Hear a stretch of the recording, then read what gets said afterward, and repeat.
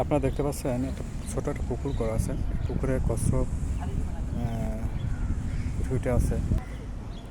ওই সাইডে অনেকগুলো কচ্ছপ বাউন্ডারিতে উঠে আছে।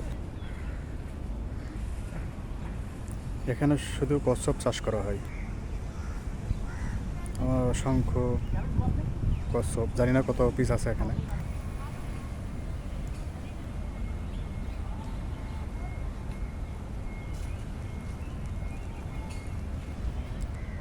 সামনে এটা হচ্ছে সিঙ্গাপুর, আমি যেখানে দাঁড়িয়ে আছি সিঙ্গাপুর। সামনে হচ্ছে মালয়েশিয়ার, সামনে আছে মালয়েশিয়া নদীর ওই পাশে, সাগরের পাশে।